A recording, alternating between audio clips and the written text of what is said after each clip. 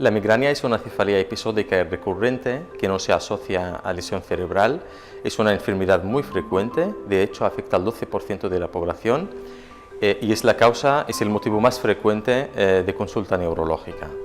El dolor habitualmente es un dolor unilateral, pulsátil, de una intensidad moderada o grave, que a veces se acompaña con náuseas y vómitos, con intolerancia a la luz y al ruido, y es un dolor que puede durar de 4 a 72 horas. Hay varios factores desencadenantes, como puede ser, por ejemplo, el estrés, el cansancio excesivo, exceso o falta de sueño. A veces en las mujeres la menstruación también es un factor desencadenante y puede ser alguna alteración hormonal también. ¿Qué es lo que tiene que hacer un paciente delante de un primer ataque de migraña? Pues lo que recomendamos es que el paciente acuda al médico, ¿vale? El médico sería el encargado de hacer una exploración general y una exploración neurológica detallada y valorará también si hace falta hacer una prueba de imagen y también si hay que derivar al paciente a la consulta de neurología. Habitualmente pues hay varios tratamientos, entonces el médico general o el neurólogo tienen que escoger la estrategia más adecuada y individualizada de cara a cada paciente.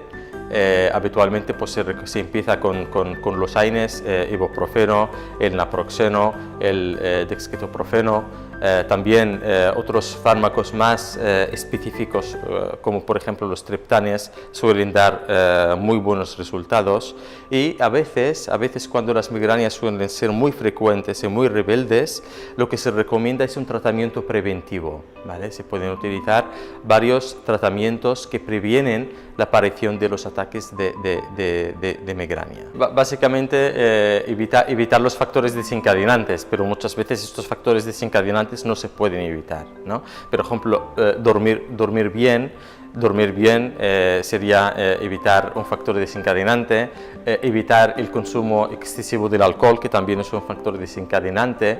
Sí, se puede llegar a curar en algunos pacientes. Hay algunos pacientes, la migraña muchas veces empieza en la adolescencia, ¿vale?